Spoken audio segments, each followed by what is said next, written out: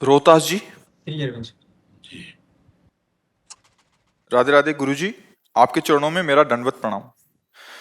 गुरुजी, मुझे किसी से प्रेम हो गया था, लेकिन सामने वाले का कुछ दिन बाद पसंद बदल गया और मुझे धोखा दे प्रेम गया। जानते हो किसे कहते हैं? तो कह दिया प्रेम हो गया। स्वार्थ बोलो, मोह बोलो, प्रेम की बेइज्जती मत करो। प्रेम शब्द की, प्रेम विशुद्ध होता है, अपने प्राणों की बाजी समर्पित करके अपने प्रीतम को रिझाने के लिए होता है। यहाँ एक दूसरे के शरीरों पर आकर्षित होकर के काम भोग की वासना स्वार्थ को आप कहीं प्रेम शब्द से संबोधित मत कीजिए। जहां स्वार्थ में ठेस पहुंचती तो दिखाई देता है तुम लोगों का क्या हालत होती है एक दूसरे की। प्रेम है ये। प्रेम का स्वरूप जानते हो क्या है? तभी मना करते हैं कि जो नई अवस्था के बच्चे हो, अभी पाणी ग्रहण संस्कार हुआ, अपने जीवन का नाश कर रहे हो, इसके बाद समझते हो हम प्रेम कर रहे हैं, ये हमारा कर्तव्य है। ये तुम्हारा कर्तव्य है। इस समय व्यायाम करके या अपने धर्मानुष्ठान के द्वारा अपने ब्रह्मचर्य को ठीक करते हुए, इंद्रियों को सदमार्ग में विद्या अध्ययन के द्वारा विनय आदि सद्गुण प्राप्त करते हुए, राष्ट्र सेवा या भक्ति भावना या अपने माता पिता की सेवा, उत्तम कार्यों के द्वारा धन को, इसमें बुद्धि लगानी चाहिए कि इसमें लगानी चाहिए। आज शासन ही तो हट रहा है ना, धर्मशास्त्र का शासन मान रहे हैं, ना माता पिता का शासन मान रहे हैं, तो क्या समझ, यही दुर्दशा हो गई। दुर्दशा यही हो रही है, यही दुर्दशा हो रही है। फिर आगे जानते हो क्या करोगे? इस शरीर को नष्ट करने की सोचोगे। मर्जी वही लिखा है हाँ, पूरा। वही लिखा कि हम पहले बता रहे हैं। जब पापाचरण करोगे, व्यभिचार प्रवृत्तियों में उतरोगे, अभी तुम्हारी क्या अवस्था है? ये अवस्था तुम्हारी व्यभिचार करने की है कि ब्रह्मचर्य से रह करके विद्या अध्ययन करना, सतमार्ग पर चलना, इसके लिए है। फिर इसके बाद ये डिप्रेशन आ जाएगा और फिर इसी भाव में आ जाओगे। बच्चा, अभी अवस्था अनुशासन में रह करके जीने की है। अब आज हमारी परंपराएं ही नष्ट हो रही, गुरुकुल ही नहीं है, वो मर्यादाएं ही नहीं है जिससे हमारे बच्चे जान पाए कि हमारा जीवन किस मार्ग में चलने से मंगलमय होगा। ये अवस्था है ब्रह्मचर्य नाश करने की। बहुत नुकसान हो गया गुरुजी में एक। आज से समझ जाओ बच्चा, आज से समझ जाओ। अब लो नशानी अब ना नसइयो, कोई नहीं, शांति से। हमसे फिसलन हो गई, हमसे गलती हो गई, उसको संभालो। अब उसको इतना दिमाग में ना ले लो कि आप डिप्रेशन में पहुंच जाओ। आप शरीर नाश के विषय की बात सोचो। गलती सबसे हो जाती है, मार्ग में चला जाता है, कभी त्रुटि हो जाती है, ये बहुत बड़ी गलती है, क्योंकि इस समय ये गलती करने का अवसर नहीं है। माया का ऐसा प्रवाह है, यौवन का ऐसा प्रवाह, यौवन ज्वर के ही नहीं बलकावा। गलती हो सकती है, पर गलती में फंसे रहना या गिरकर उसी के चिंतन में सड़ते रहना दिमाग को, ये नहीं। नहीं, मानव जीवन इसलिए नहीं मिला। सत्संग करो, स्वाध्याय करो, विवेक प्रकट करो बुद्धि में, और तत्काल उसको काटना सीखो, आगे बढ़ो। नहीं, मन तो ऐसा फंसा देगा, जीवन जेल में बने रहोगे। पूरी सृष्टि जो भगवान के ईश्वरी शक्ति से चल रही, उसको पहचानो। उस ईश्वर ही सब में है। स्त्री पुरुष के वस्त्र हैं, ये पोशाक हैं, ये धर्म का पालन करने के लिए पाणी ग्रहण संस्कार करना, बच्चे उत्पन्न करना, उनका पालन पोषण, ये धर्म के लिए। और जो धर्मो रक्षते, तो रक्षिता धर्म उसकी रक्षा करता है, और धर्म से चलने वाले का परिणाम आखिरी मोक्ष होता है। बीच में अर्थ और काम है, धर्म अर्थ काम मोक्ष, वो परिणाम आप कोई सुनना ही नहीं चाहता। छोटे छोटे बच्चे नशा कर रहे हैं, नाना प्रकार के अस्त्र क्रियाओं के द्वारा वीर का नाश कर रहे हैं। ब्रह्मचर्यहीन जीवन क्या जीवन? गंभीर बनो, विश्वास करो, भगवान बड़े कृपालु हैं। कितना भी कोई गिर जाए, हमारे प्रभु पिता के समान उसको दुलार करते हैं। ये बातें तो बिल्कुल जो लिखी है ना तुमने, तो ये बिल्कुल सोचना मत। तुम अच्छे बन जाओगे, तुम महान बन सकते हो। एक से एक पतित वैश्यागामी भगवत प्राप्त हो गए, तो तुम तो अभी बच्चा हो। हम केवल नाराज तुम्हारी अवस्था के कारण है कि तुमको जिन खेलों में नहीं उतरना चाहिए, उन खेलों में उतर गए। अब बंद करो, कुछ दिन जैसे व्यायाम करो, 2 किलोमीटर दौड़ लगाओ, थोड़ा अच्छे पदार्थ पाओ, गंदे दृश्य मोबाइल में मत देखो, गंदे बच्चों का संग मत करो, कोई हरकत गंदी मत करो। अभी 1 साल में आप फिट हो जाएंगे। जो धातु है उसको घर्षण क्रिया से गर्म करना या गंदी बातें देख करके, एक मनोवाह नाड़ी है, वो पूरा जैसे दही से मंथन करके मक्खन निकाल देती है, ऐसे रक्त में समाये हुए सप्तम धातु को निकाल देती है वो। चाहे वो स्वप्न दोष कहो उसे, या फिर ऐसे स्वाभाविक। अगर आपका चिंतन एकदम गलत हो जाएगा, तदात्म हो जाएगा, तो नष्ट हो जाओगे, मतलब आप नहीं रोक पाओगे। आप अपना पहले चिंतन संभालो, गंदे दृश्य देखना, गंदे बच्चों का संग करना, गंदी बातें सुनना, फिर क्रियाओं पर दृष्टि डालो। कदापि ऐसी गंदी क्रियाएं नहीं जो आपको इस दुख में पहुंचा दे, तो बिल्कुल ऐसा नहीं, ठीक है ना।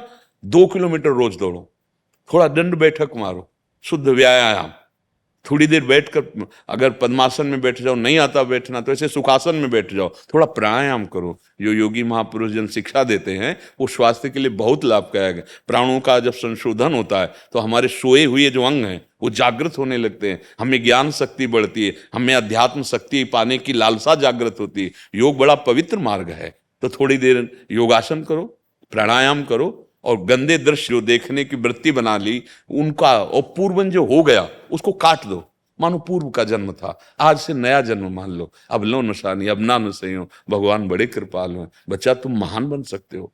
अगर तुम जैसे शरीर आदि छोड़ने की बात कर, कोई 5 स्टार होटल रखे हैं क्या? शरीर छोड़ोगे वहां व्यवस्थित हो जाओ, बहुत दुर्गति होती है।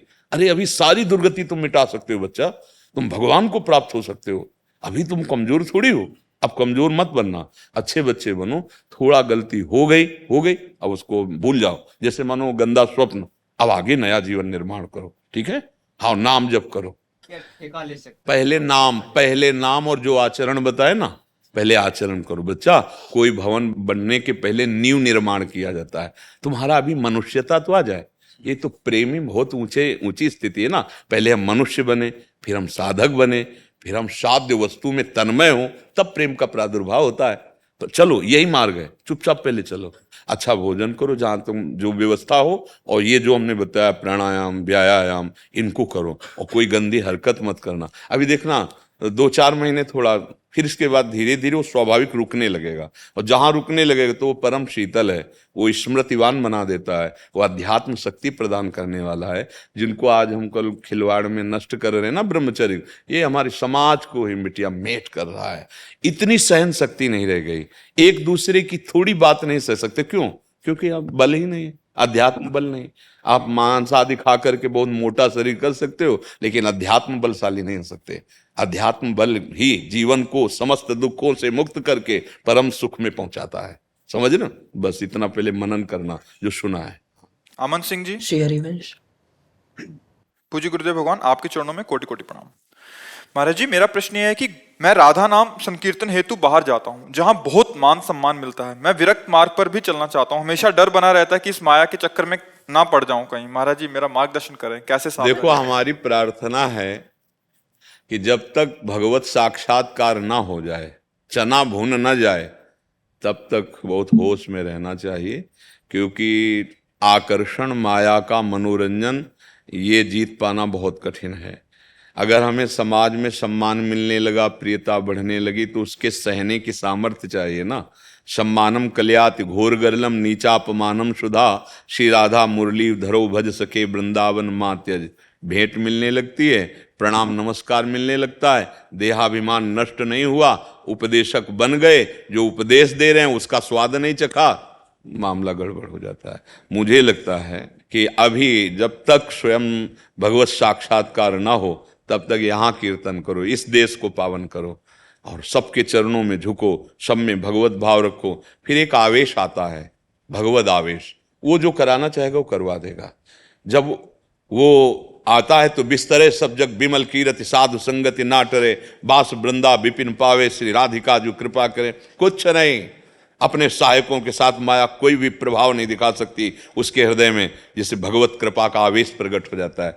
अभी बच्चे हो, अभी परमार्थ का से ज्ञान तक यात्रा नहीं हुई है, बहुत सावधान। फिर आगे आप देख लीजिएगा, खुद देख लीजिएगा, डायरी में लिख लीजिएगा कि एक ही परिणाम होता है, भ्रष्ट हो जाना। लिख लीजिएगा, ये अनुभव बड़े बड़े संतों के वचनों के अनुसार कह रहे हैं। जब तक सब में भगवत भाव ना आ जाए, जब तक हमारे अंदर काम क्रोध लोभ मोह मद मत्सर का वेग आ रहा है, तब तक होश में पहले अपनी लड़ाई जीतो। अगर अंदर सौरभ प्रकट हो गया तो खुशबू में अपने आप सब खिंचे चले आएंगे, बुला निमंत्रण कार्ड नहीं भेजा जाता। जहां पुष्प में पराग आया कि भौरे मडराने लगते हैं, फिर अपने को प्रयास नहीं करना पड़ता। और पराग नहीं आया तो खाली पुष्प से, बनावटी पुष्प से हम किसी का परिवर्तन नहीं कर सकते। राधा नाम कीर्तन अपने पहले इस जगत के मंगल के लिए करें। यहाँ जो छुपे बैठे हुए हैं, जो जन्म जन्मांतर से हमें प्रभु से विमुख रखें, पहले उनको मार भगाएं। इतना राधा नाम अंदर भर दें कि घनीभूत भक्ति हो जाए और इन विकारों को कोई जगह न रह जाए। तो अभी नई अवस्था है, हम तो प्रार्थना करेंगे कि आप बिल्कुल बंद कर दीजिए, बिल्कुल बंद कर दीजिए और अपने को ऐसा मत जनाइए कि आपको कुछ आता है। और जब तक वो वस्तु का साक्षात्कार ना हो तब तक मुंह मत खोलिए, और फिर मुंह खोलेंगे तो हृदय की ग्रंथि खोल देंगे। जिधर दृष्टि जाएगी, जिधर आपके वचन जाएंगे, परिवर्तन ही परिवर्तन, निश्चित परिवर्तन हो जाएगा। अभी तो हमारी तरफ से तो प्रार्थना है कि महाराज जी, परिवार जो है, ये नाम कीर्तन, ये उपदेश बेचने वाला नहीं, इसके लिए रिक्शा भले चला लो भाई, हमारी बात समझ लो। ये नाम बेचने वाला, ये धर्म ग्रंथ बेचने वाला विषय नहीं है। अगर हम भगवत चर्चा करते हैं, हमको ये विश्वास नहीं कि श्री कृष्ण हमारे भरण पोषण करता है, तो किसकी चर्चा कर रहे हो? क्या तुम्हारी निष्ठा रह गई? अपने भगवान के नाम का कह करके हम रुपया गिना रहे हैं? ये हमारी भक्ति है, हमारा नाम प्रचार है? हमारी तो समझ में नहीं आता है।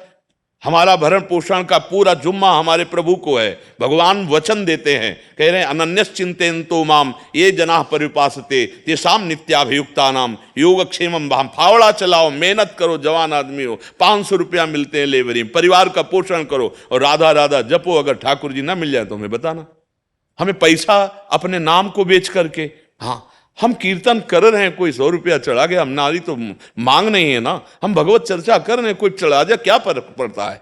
क्या श्री कृष्ण नाम, श्री कृष्ण कथा कोई करोड़ों में खरीद सकता है क्या? हाँ, नहीं चढ़ाया तो हमारी कथा करना हमारा स्वभाव। स्वांता सुखाय तुलसी रघुनाथ गाथा। हम नाम कीर्तन कर, लेकिन नाम कीर्तन हम तय करके जाएं अर्थ के लिए कि हमारा परिवार पोषण हो। तो हमें लगता है फावड़ा चला लीजिए, किसानी कर लीजिए, व्यापार कर लीजिए, किसी के यहाँ नौकरी कर लीजिए और खूब छुप के भजन कीजिए, सिद्ध पुरुष हो जाओगे। राजसूय यज्ञ में स्वपच वाल्मीकि पूजा, ये बहुत चिंतन का विषय है। दोना पत्तल विचार सोहनी लिए हुए, दोना पत्तल महाराज युधिष्ठिर के वहां फेंकता था। पूरे ब्रह्म ऋषि सब महापुरुष राजसूय यज्ञ में आए थे और पूर्णता उसी से करवाई भगवान ने। क्यों? ये सब करके एकांत में बैठ के भगवान का नाम लेकर रोते रहते थे। ऐसे अकिंचन, ऐसे अमानी महाभागवत को भगवान ने राजसूय यज्ञ की पूर्णता का प्रतीक बनाया। उसके पवाने पर राजसूय यज्ञ पूर्ण हुआ। अगर भक्ति की बात, अध्यात्म की बात है, तो नाम बेच करके यदि हम भरण पोषण परिवार का करना चाहते तो मुझे नहीं लगता कि आप परमार्थ के पथिक हो। नहीं, बिल्कुल नहीं, परमार्थ नहीं हो सकता। बेचे वेद धर्म दुई ले ही, ये कलयुग में बहुत होगा, पहले लिखा हुआ। बिल्कुल ऐसा मत करो। यदि आप कृपा करके सामने आए हो तो मेहनत, हम तो पक्का कहते हैं भगवत चर्चा और नाम बेचने की जरूरत नहीं है। उनके नाम में इतनी सामर्थ्य है, जब वो स्वयं बिक जाते हैं तो फिर हम बेचें उस नाम को। सुमिर पवन सुत पावन नामो, अपने बस करी राखे रामो। नाम वो वस्तु है, आराध्य देव को अधीन कर लेता है, फिर वो अंतर्मुक्ता नहीं आएगी। वो फिर हमारा मतलब मन नहीं कहता कि ऐसे किसी को परम लाभ प्राप्त हो जाएगा, ऐसे नहीं होगा। राधा राधा जपो, मेहनत करो अर्थ प्राप्ति के लिए, परिवार की सेवा के लिए। नौकरियां हैं, अरे हम कह रहे जैसे लेबरी करें, 500 रुपया मिलता है ना, अपने माता और नाम जप कर रहे हो ना, वो देख रहा है मालिक। हाँ, खूब ईमानदारी से, सच्चाई से भजन करो और रूखा सूखा खाओ, क्योंकि वैराग्य मार्ग में चले हो। जैसे भगवान रखे, जब मन की अवस्था भगवदाकार हो जाती है तब ये हो जाता है, अब जोई जोई प्यारो करे सोई मोहि भावे। महलों में राखो चाहे झोपड़ी में बास दो, आपके ऊपर रहे, लेकिन जब तक उसकी प्राप्ति नहीं तब तक आपके दिए हुए सुख और सुविधाओं को मैं स्वीकार नहीं करूंगा। आप मिलो, पहले आप मिलो, आप मिलने के बाद फिर जैसा मनाओ वैसा चलाना। जब तक आपको हम नहीं देखेंगे, जब तक आपका साक्षात्कार नहीं होगा, तब तक हम आपके द्वारा दी हुई सुख सुविधाएं नहीं स्वीकार करेंगे। जब तक सच्चाई से चले तो भगवत प्राप्ति होती है। हम तो प्रणाम करते हैं उनको जो रिक्शा चलाते हैं, वृंदावन वास करते हैं, सत्संग सुनते हैं, नाम जप करते हैं, मेहनत करते हैं, मेहनत करके खाते। न प्रणाम उनको कोई कर रहा है और न भेंट ले रहे हैं, बढ़िया भजन उनका सुरक्षित बच रहा है और मेहनत करके परिवार का पोषण सीधा हम वास कर रहे हैं। तो अगर वैरागी है तो रात दिन हमारी केवल एक ही ड्यूटी है, अनन्य चेता सततम यो माम स्मृति नित्यशा। रात दिन भगवान का चिंतन और सुखी रहे समाज। हम जिससे वस्त्र लेते हैं, जिससे भोजन लेते हैं, भजन का हिस्सा जाता है। जाओ सर्वे भवन्तु सुखिनः सर्वे सन्तु। जो संत जन है ना, वो बोले ना बोले, अपने आप आशीर्वाद जाता रहता है, क्योंकि भजन कर रहे ना, उनका प्रभाव। जैसे प्रणाम कर रहा है तो भजन कट के उसके पास जाता है, कुछ शरीर पोषण के लिए तो उस जो हम ले रहे हैं तो भजन का हिस्सा जाएगा। अब अगर सोचो भजन आनंदी नहीं है तो कर्जा ही चढ़ेगा। उतना ही प्रयोग करो जितनी आवश्यकता, और डट के भजन करो तो भगवान प्रसन्न हो जाएंगे। वैराग्य और गृहस्थी में मेहनत करो। हमें ये मार्ग नहीं चयन करना, जैसे आपने कहा ना कि हम नाम कीर्तन करके परिवार, ना भाई ना, ये मार्ग बहुत खतरे में फंस जाओगे, निकलना मुश्किल हो जाएगा। जैसे नाम प्रचार है ना, तो आप जितने भी नाम प्रचारक हुए सब सिद्ध पुरुष हुए, सिद्ध महापुरुष हुए। आप देखो श्री प्रभुपाद जी महाराज ऐसे लोगों में नाम प्रचार किया जो हमारे नाम को जानते ही नहीं थे, जो हमारे इस मार्ग को जानते ही नहीं थे, उनकी बुद्धि को पवित्र किया। श्री नित्यानंद महाप्रभु, ठाकुर हरिदास जी शराब पी रहा था, सामने पी रहा था, वो जगाई मधाई शराब के नशे में भी था, शराब भी पी रहा था, प्रहार किया उनके ऊपर, उनका ये सिद्ध पुरुष महापुरुष। हमारी सामर्थ्य है माया के प्रहार को हम सह जाएं। आप सोचो, इतने सिद्ध महापुरुष हैं, 3 दिन लगातार नवीन वैश्या उनको भ्रष्ट करने के लिए गई ठाकुर हरिदास जी के लिए, वो भजन करने वाली बन गई, उनकी वृत्ति नहीं बिगड़ी। बच्चा पहले परिपक्व बनो और धन कमाने के लिए व्यापार करो। ये मतलब ये ठीक नहीं है कि हम भगवान का यश बेचें या भगवान का नाम बेचें। हमने कीर्तनकारों को देखा है, हमारे यहाँ एक आते थे श्री कीर्तनिया बाबा जी, नहीं आते थे, हाँ आंसू चल रहे हैं, 2 घंटे 3 घंटे ऐसा नाम कीर्तन छा जाता। पर उनका नियम था, श्री जी के प्रसाद के सिवा वो जहां कीर्तन करते थे कुछ नहीं लेते थे। जो भोग ठाकुर जी को लगा, ऐसे भोजन वो अपनी कुटिया में पाएंगे, आके भोजन भी वहां नहीं पाएंगे, और पैसा और लेने, तो ये दशा थी जहां राधा ऐसा लगता है कि बाबा गाते ही रहे। तो मुझे लगता है ये है भगवत प्राप्ति के लिए, और ये जीवन जीने के लिए। तो जीवन जीने के लिए मेहनत कर लो, पैसा कमाओ, परिवार का पोषण करो, और भगवत प्राप्ति के लिए, परिवार का मंगल करने के लिए राधा नाम जप करो। हमारी ऐसी प्रार्थना है। मनीष जी मिर्जापुर से। राधा वल्लभ श्री गुरुदेव, आपके चरणों में कोटि कोटि प्रणाम। महाराज जी, मैं पिछले 9 महीने से YouTube के माध्यम से आपके अमृतमय वाणी को सुनने और जीवन में उतारने का प्रयास आपकी ही कृपा से कर रहा हूँ। आपकी कृपा से अभक्ष भोज एवं पेय पदार्थों का भी पूर्णतः त्याग कर दिया है। भगवान, इस शरीर को जेल विभाग में कर्म करने का अवसर प्राप्त हुआ है, जहां पर जेल विभाग में जहां आपराधिक प्रवृत्तियां व नकारात्मक विचार की बहुल्यता है। परंतु महाराज जी, आपकी कृपा से इन दुर्गुणों का प्रभाव ना पड़कर प्रिया प्रीतम की दर्शन की लालसा बढ़ रही है। महाराज जी, यही था कि ऐसी आपकी कृपा बनी रहे। यही धन्यवाद है कि आप वचनों को स्वीकार किए। तो कुसंग, वो तो कुसंग का गढ़ है, वहां जितने गए सब कुसंगी ही गए हैं। जेल में कुसंगी तो गए हैं, उनके बीच में रहकर आपके मन में प्रिया प्रीतम के प्रति भाव आ रहा है। तो यही होता है भगवत वचनों का प्रभाव। जित संग दोषा अध्यात्म नित्या विनिवृत्त कामा, जो भगवत प्रेमी महात्माओं के वचनों का आश्रय ले लेता है।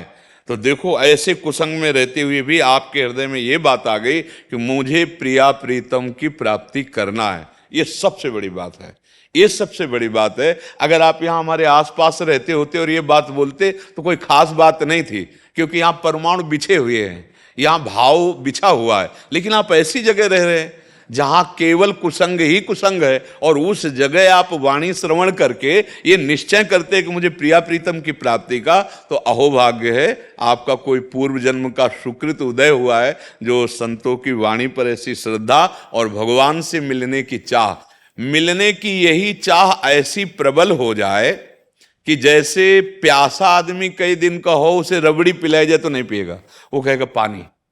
जैसे श्वास लेने की, ये हमारे अंदर जैसे जल में डुबोया जाए और श्वास लेने की प्रबल इच्छा होती, केवल एक इच्छा श्वास लेने की, ऐसी यदि हमें भगवत साक्षात्कार की इच्छा हो जाए तो वहीं जेल में गोविंद मिल जाएंगे, कहीं जाना नहीं पड़ेगा।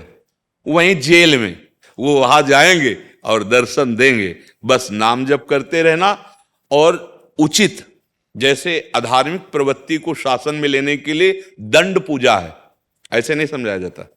ये चतुरता होती है उपासक की, कि ऐसे तो हम हैं कहां, जहां धर्म है, और जहां अधर्म की प्रक्रिया वहां मैं जान रहा हूं कि मेरे प्रभु हैं, पर उन प्रभु के लिए दंड रूपी पूजा होगी। अगरबत्ती धूप बत्ती हाथ जोड़ना नहीं होगा, क्योंकि वो कुसंगी बुद्धि वाले ऐसे नहीं माने, पर उनमें भी भगवत भाव कर ला है। आवश्यकता पड़ने पर दंड रूपी उनकी पूजा करनी, बिल्कुल निश्चिंत रहो, वहीं भगवत साक्षात्कार हो जाएगा। भगवत साक्षात्कार के लिए भटकना नहीं होता, अंदर आना होता है, बाहर से समेटना होता है, अंदर से नाम चल रहा है, बस आश्रय गुरु गोविंद का है, डरने की जरूरत नहीं, वहीं सब बात हो जाएगी। एक प्रताप राय जी के बहुत संपत्ति का कारोबार चलता, तो बड़े महान भागवत थे प्रताप राय जी, उनका चरित्र है। उनके यहाँ ये व्यापार चलता कुल परंपरा से कि जैसे आपको कोई कार्य है, ब्याह आदि ऐसे कार्य करने, तो आप अपने संपत्ति रख जाइए, जैसे स्वर्ण आदि, और जितना रुपया चाहिए आप ले जाइए, फिर ब्याज सहित रख जाइए और संपत्ति ले जाइए, वो स्वर्ण आदि आभूषण ले जाइए। ऐसा उनकी कुल परंपरा से चल रहा था। वो एक बॉक्स रखे थे, आप अपना स्वर्ण रख दो, और एक मुनीम रखे थे, उससे पैसा दिलवा देते थे जितना, जब आपको लगे तो कम ब्याज में आप रख जाना और ये ले जाना, और हर समय नाम जप करते रहते थे। परम धर्मात्मा थे। जब भगवत साक्षात्कार का समय आता है तो दो प्रकार की प्रक्रियाएं होती है। पहला, भारी प्रलोभन आएगा, अगर आप नहीं डिगे, प्रलोभन, सुख सुविधाएं है ये लो भोगो, नहीं डिगे तो भारी प्रतिकूलता आ सकती है, और अगर उस पर भी नहीं डिगे तो आगे भगवान का साक्षात्कार हो जाएगा। ये दो माया जाल अपने डालती है। अब वो सुख सुविधाएं तो उनके यहां मारी ही घूम रही थी, क्योंकि ऐसा कुल परंपरा से धनी थे वो, तो वहां के जो मुखिया लोग थे वो जलते थे उनसे। जो भगवत मार्ग में सही चलता है ना और सुखपूर्वक, तो जो असत आचरण करने वाले लोग होते हैं उनको जलन होती है। तो धीरे से वहां के अधिकारी से मिले और वहां के बादशाह से मिले और कहा कि बड़ा अनाचार दुराचार हो रहा है आपके राज्य में, कि वो ऐसा ऐसा ऐसा। तो उनका नहीं, आज तक कोई शिकायत तो आई नहीं उनकी, हमें प्रमाण चाहिए तब हम उनको दंड देंगे। तो जो प्रधान राष्ट्र सेवा में अधिकार रखते थे वो मिले और 3 लोगों को तैयार किया। अब एक लोग गए और उनको कहा, प्रताप राय जी दंडोत, हमारी बेटी का ब्याह है, हमें 10,000 रुपया चाहिए। उस समय बहुत कीमत थी, तो और मैं ये स्वर्ण लाया हूं और रख दिया और 10,000 रुपये ले गए। दूसरा आया 1 घंटे बाद, फिर तीसरा आया, वही प्रक्रिया चल, और वो सीधे सरल स्वभाव, उन्होंने चेक नहीं किया कि क्या रख गया।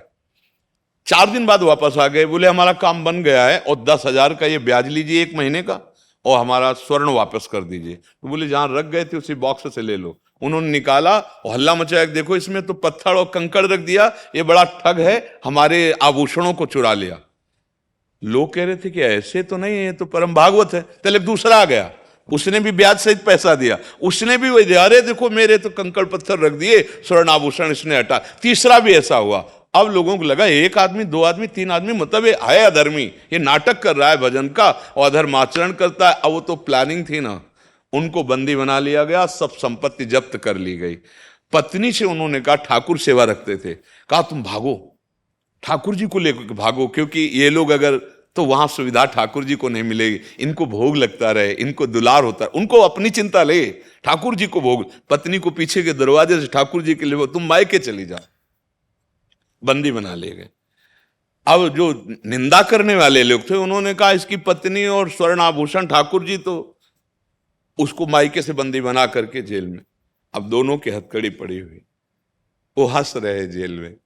भगवान के जो भक्त होते हैं ना, किसी भी विपत्ति या परिस्थिति में उनका चेहरा नहीं डाउन होगा, क्योंकि वो धर्म से चलते हैं, तो उनके मुख में प्रसन्नता होगी, भयानक पीड़ा में भी, भयानक विपत्ति में भी।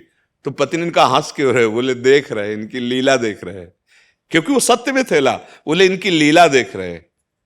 फिर पत्नी ने रो करके कहा कि हमें और कोई दुख नहीं है, आज हमारे ठाकुर को भोग नहीं लगेगा, क्योंकि वो हमें तो बंदी बना लियो ठाकुर जी को। जैसे अन्य जो स्वर्ण आदा वही ठाकुर जी को, उनके लिए तो सप्तम धातु के ठाकुर जी बने हुए, उनको तो ठाकुर जी से मतलब नहीं। बड़ा रोना आया, तो उनके भी हृदय में आया। उन्होंने भगवान से प्रार्थना की कि प्रभु जेल क्या, मुझे नरक दे देना, पर कुछ ऐसा करो जिससे आपकी सेवा होती रहे। ये लगाओ, देखो भगवान का लगाओ। उसी समय भगवान वहां प्रकट हो गए, उसी समय। ग्रंथ में लिखा हुआ, प्रताप राय जी और उनकी पत्नी के सामने भगवान, और भगवान ने जानते हो क्या कहा? कि ये मेरा ही चक्र था, ये मेरा ही षड्यंत्र रचा हुआ था, मैं देख रहा था कि तुम्हारी निष्ठा कहां और कितनी है। तत्काल भगवान ने आदेश किया बादशाह को कि ये सब ठगाई हुई है, वस्तुतः ये ऐसे नहीं है, आप अपने प्रधान अधिकारी से पूछो। जब उन्होंने शासन पूर्वक पूछा तो उसने कहा हाँ ये सब प्लानिंग से हुआ, तो धन भी वापस हो गया, भगवत साक्षात्कार हो गया। और तो हम अगर वास्तविक निष्ठा से चलें तो परिस्थितियां ऐसी आ सकती है, डिगना नहीं, बस इसके बाद ही भगवत साक्षात्कार होता है।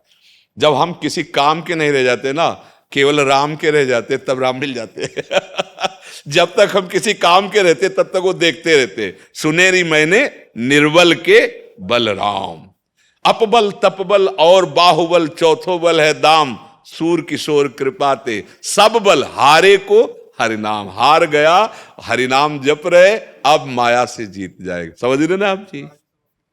जी जी। बाबा मस्तू, राधे राधे। राधे राधे, प्रणाम महाराज जी। महाराज जी, मैं मुस्लिम दरबार हजरत मौला अली में 18 साल से मुख्य संत के रूप में कार्यरत हूँ। महाराज जी, आपके जुगल जोड़ी के प्रति जो इश्क है, इसके कारण हम भी आपके आशिक हो गए हैं। हम अल्लाह ताला से एक शुक्रिया और दो दुआएं करते हैं कि शुक्रिया ये है कि आप हमारी ज़िंदगी में आए, और दुआ ये है कि अल्लाह ताला और मौला अली सरकार आपको शफा अता फरमाए। और दूसरी ये है कि हम भारतीयों के जीवन में आप जैसा दिव्य संत एक बार जरूर आवे। महाराज जी, इनका आपके प्रति भाव था। हाँ, नहीं, हम पहले आपको स्वागत करते, धन्यवाद करते हैं कि आप कृपा करके यहाँ पधारे और हमारी बात सुने हैं। तो हमें बहुत अच्छा लग रहा है कि वास्तविक धर्म का स्वरूप इतना विस्तृत होना चाहिए कि छोटी छोटी मेड़ों में बंधकर एक दूसरे के प्रति जो राग द्वेषात्मक भाव हैं, इनको मिटा देना चाहिए। हमारे चाहे जो भी ग्रंथ हों, उन ग्रंथों में आप स्वाध्याय करके देखिए, चाहे हमारे रामायण, गीता, भागवत हो, या श्री गुरुवाणी जी हो, या आपके जो ग्रंथ हैं, आप उनको गौर से पढ़कर देखिए, भगवान को साक्षी करके, क्योंकि वो महान भगवत स्वरूप वाणी है। आप उसका जब अर्थ समझना चाहेंगे, राग द्वेष से तो अलग निकलेगा, और आप अपने भगवान को साक्षी करके देखेंगे तो मुझे ऐसा लगता है कि वो विश्राम देने वाली वाणी बन जाएगी। हाँ, विश्राम देने, हमारा जो उपासना का स्वरूप है वो यही है हम सब की, कि सब घट घट में उसी को देखो। अगर उसके सिवा और कुछ नजर आ रहा है तो अभी हमें लगता है कि हमारी देखने वाली दृष्टि अभी ठीक नहीं है, राग द्वेषात्मक दृष्टि ठीक नहीं है। देखो, आप जो नाम लेते हैं वो हमारे भगवान हैं। हमें दृढ़ विश्वास है मेरे भगवान के सिवा और कोई नहीं है।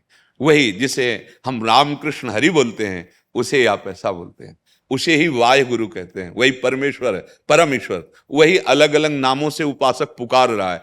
तो बीच में जो राग द्वेषात्मक वृत्तियां हैं वो हमारी हैं, पर्सनल हैं। जैसे बिजली दो तार में चलती है, ऐसे ही राग और द्वेष, अनुकूलता और प्रतिकूलता, मान और अपमान, अपना और पराया, इसी पे माया मन को विचरण कराती है। अगर इन कनेक्शनों को काट दे, फिर आप देख लो तो आप जीवन मुक्त महापुरुष हो जाओगे। ऐसे महापुरुष हुए हैं जिनकी हम चरण वंदना आज भी करते हैं।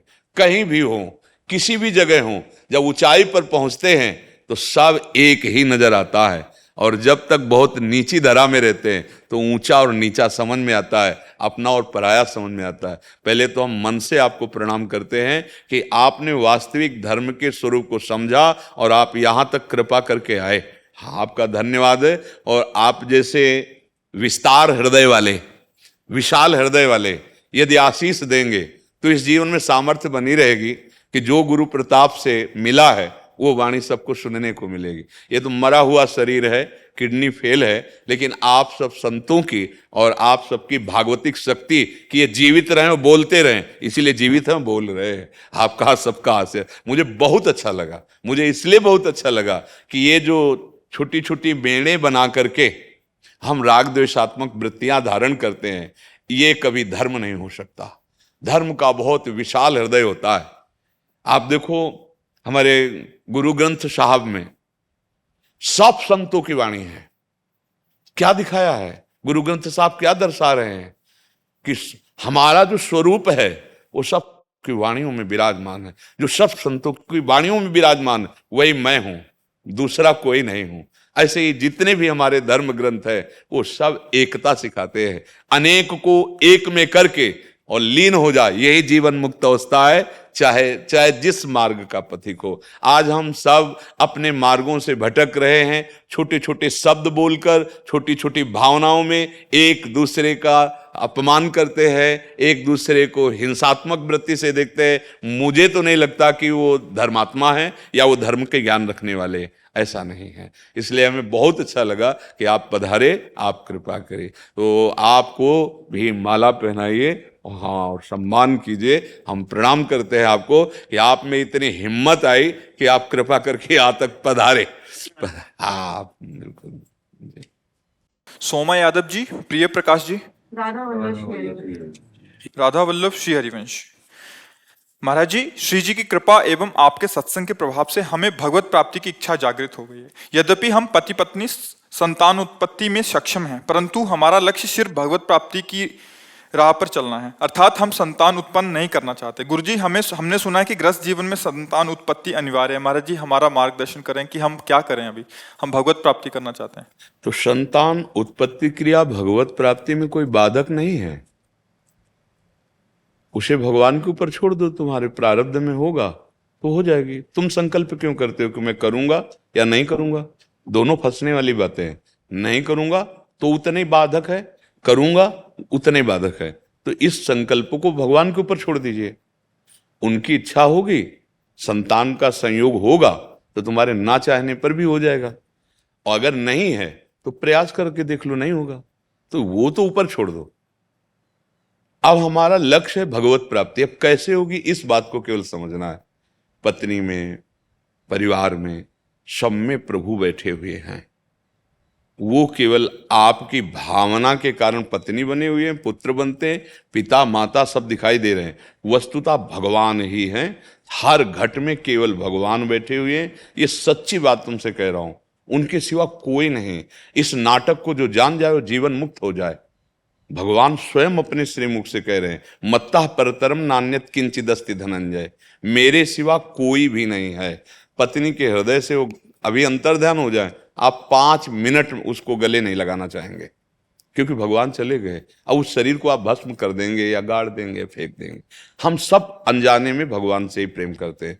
बस भगवत प्राप्ति इसी भाव से होती है। हम समझते हैं केवल माला चलाना भजन है, हम समझते हैं आरती करना केवल भजन है। ये भजन के अंग हैं, संपूर्ण भजन है। अंदर से भगवत आश्रय, सब में भगवत भाव, और जोई जोई प्यारो करे सोई मोहि भावे।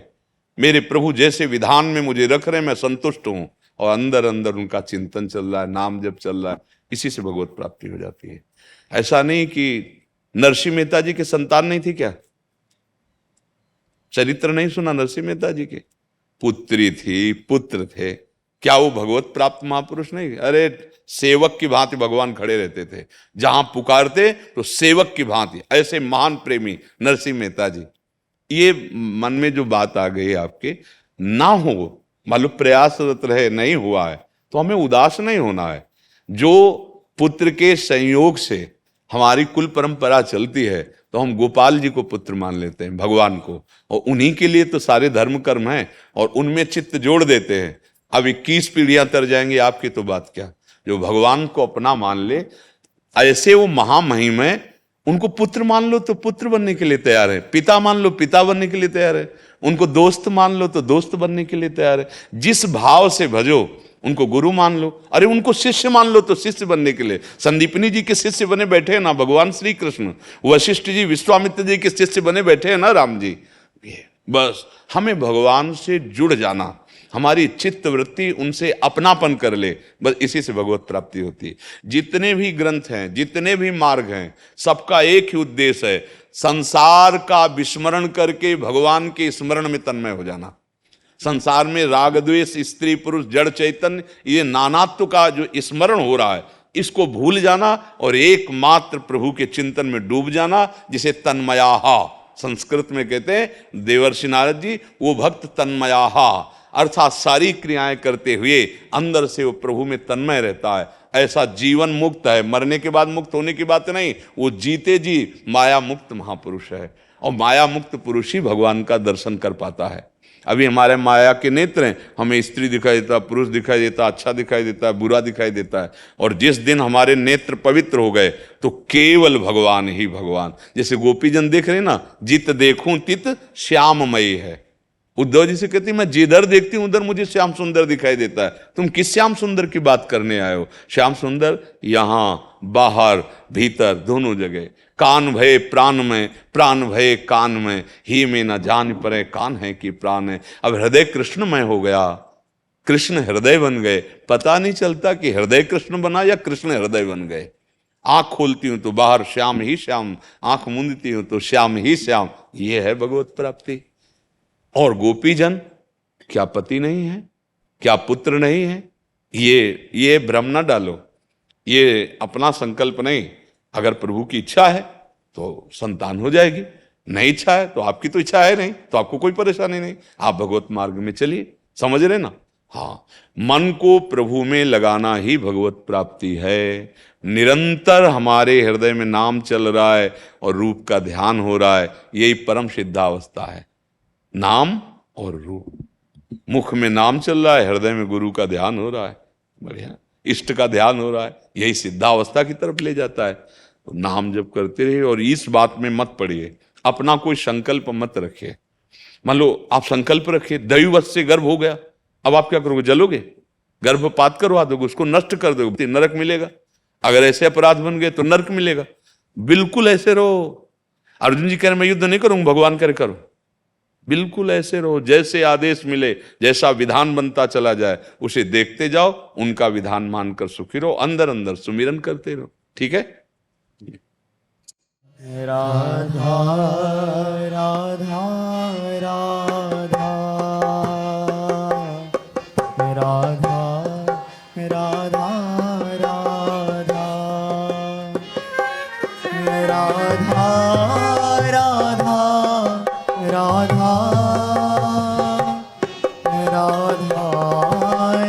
राधा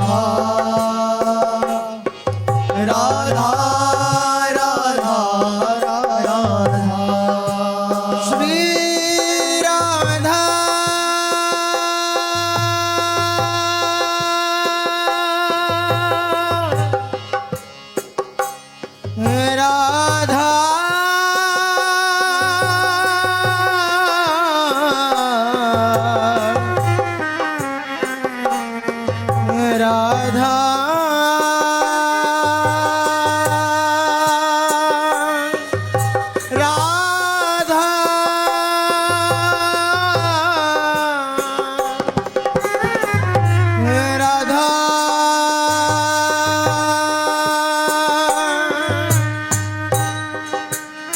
श्री राधा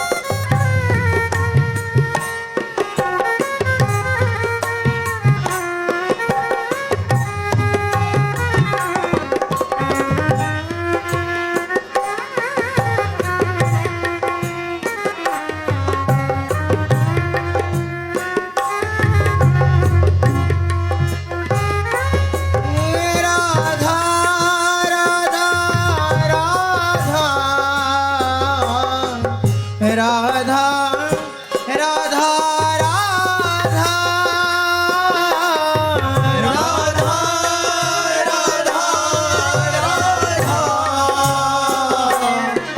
राधा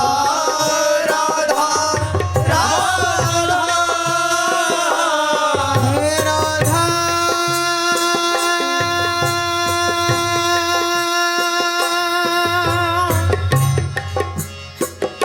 श्री राधा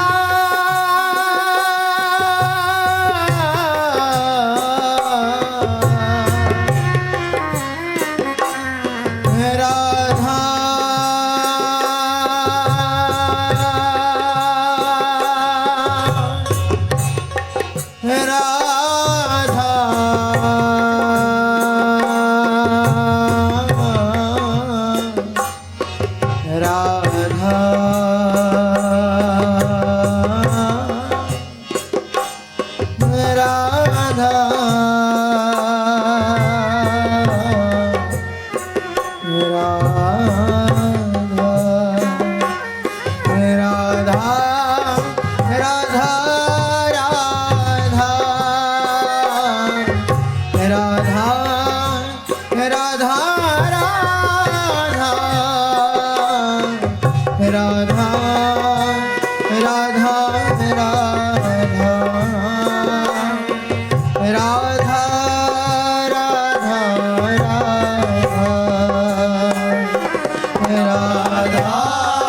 राधा